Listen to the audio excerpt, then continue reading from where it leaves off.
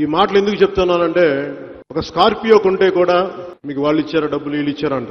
ఒరే వెదవల్లారా, మీకు నేను ఎంత సంపాదిస్తానో తెలుసారా మీకు? గత 8 సంవత్సరాల కాలంలో నేను 6 సినిమాలు చేశాను. కొంచెం అటు ఇటుగా 100 నుంచి 120 కోట్ల రూపాయలు సంపాదించాను. 37 లక్షల రూపాయల 4,776 రూపాయలు ట్యాక్స్ కట్టాను. జీఎస్టీ కాకుండా ఈ పార్టీ ఆఫీసు నా బిడ్డల భవిష్యత్తు కోసం పెట్టిన ఎఫ్టీ నుంచి బ్రేక్ చేసి ఇచ్చేసి అది తీసేసి ఈ పార్టీ ఆఫీస్ పెట్టాను. మిగిలిన డబ్బు నుంచి ఒక్క 21-22లోనే 5 కోట్ల రూపాయలు పార్టీ ఫండ్ గా ఇచ్చాను. ఈ రోజు నుంచి అన్ని కలుపుకొని హుద్ తుఫాన్ దగ్గర నుంచి Sainik board, PM care fund, Telangana CM relief fund, ఈ బూతులు తిట్టే ఏపీ సీఎం రిలీఫ్ ఫండ్ కూడా కలిపి ఉన్న మిగిలిన డబ్బుల్లో 12 కోట్లు వీళ్ళ ఫండ్స్ కి పార్టీకే ఇచ్చారు. ఇవి కాకుండా 30 లక్షల రూపాయలు అయోధ్యలోని రామాలయ నిర్మాణానికి మాకు నిధులు ఇవ్వండి అంటే దానికి కూడా ఇచ్చాను.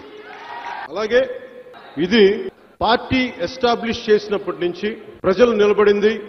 2014 నుంచి నేను పార్టీకి ఇచ్చిన నిధులు కానీ అన్ని నిధులతో కలుపుకున్నప్పటి నుంచి ఈరోజు జనసేన బ్యాంక్ అకౌంట్ లో 5 బ్యాంక్ అకౌంట్స్ లో మన నాగబాబు గారు ఇచ్చిన 15-16 కోట్ల రూపాయలతో సహా దాంతో కలుపుకొని మీరందరూ ఇచ్చిన డొనేషన్స్ తో కలుపుకొని 15,58,6,383 రూపాయలు జనసేన కార్పస్ ఫండ్. రైతు భరోసా కోసం హృదయం చలించి విదేశాల నుంచి దగ్గర నుంచి కానీ స్థిరపడ్డ వాళ్ళ ఇక్కడ స్థానికంగా ఉన్న అకౌంట్స్ నుంచి ప్రజలందరూ మీ నాయకులు ఇచ్చిన అందరికీ కలిపి కేవలం రైతు కన్నీరు పెట్టకూడదు అన్న ఇచ్చిన డబ్బు కేవలం రైతు భరోసాకు ఉంది. 3,50,78,226 రూపాయలు.